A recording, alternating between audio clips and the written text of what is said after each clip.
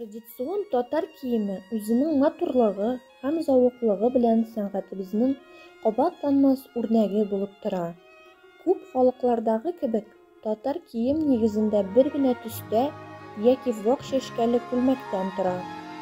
Алар күбрәк бала итәкле итеп бөрмәләп, чуклар белән бизәлеп тегелгән. Татар хатын-кызлары күлмәк өстеннән авыр ефәк яки бәрхәт тукымадан тегелгән һәм тасма белән бизәлгән камзул, җылы бишмәт, кәзәки киеп йөргәннәр. Изү яки хәситә кебек салына торган бизәнү элементлары костюмга бәйрәм төсмере өсти һәм аның затлылыгын арттыра. Изү күлмәкнең кушын каплап торган бер төсле тукымадан тегелгән бизәк. Аны түгәрәкләнеп торган ягы буйлап тасма тегелә һәм төрле тәңкәләр, брошкалар беркетелә. Костюмның бер өлеше булып, бигрәк тә авыл җирендә күкрәкчәле алъяпкычлар саналган. Алар эш һәм бәйрәм өчен тегелгән. Алъяпкычны чүгүлү җиңсә белән берләштереп кию костюмга үзенчәлекле төсмер бирә. Халык костюмында баш киемнәренә әһәмиятле урын бирелә. Аларга формалары, күләмнәре белән төрле булган чүгүлү калфаклар керә. Киюдәге хатыннар башлары белән бер рәттән муен, арка, иңбашларын капларга тиеш булганга күрә, баш киеме өстеннән тастар, өрпәк кебек баш япмалары, шәлләр, яулыклар киеп йөргәннәр. Вакытлар узган саен калфакларның формасы, бизәлеше үзгәрә тора. Элек ак трикотаж калфаклар популяр булган. Соңрак чуклары аркага кадәр төшеп торган капчык калфаклар популяр була.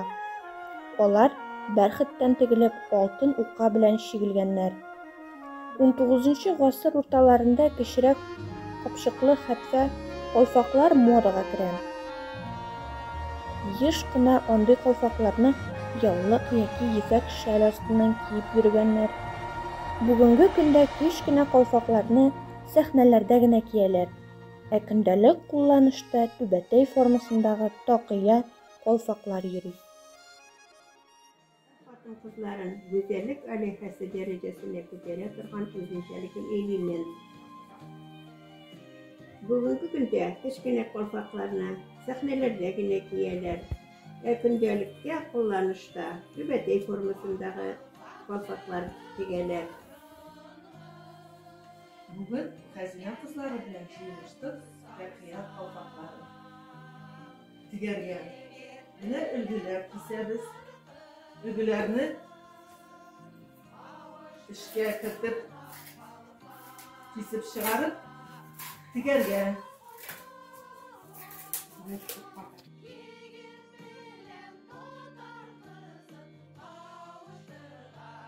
Селгән катыргаларны безгә нинди төстәге калфак кирәк, шул материаллар белән менә шушылай тегеп чыгабыз.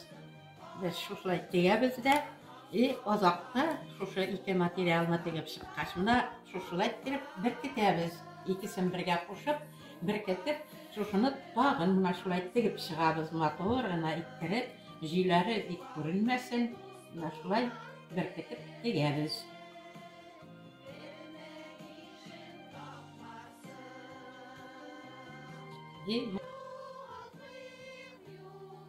Безнең калфакны алгы эше каты булырга тиеш. Шуңа күрә аның эченә катыргыч куябыз.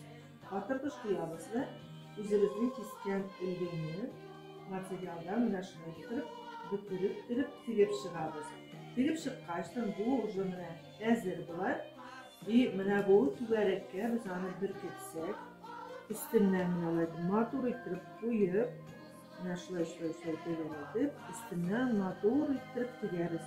Матур итеп тиккәндә, менә бу җиләре бик аккуратны булырга тиеш. Бер дә ни булмасын, тупас булмасын. Матур итеп ясагачтан, менә мондай безнең матур итеп бизәлгән калфак.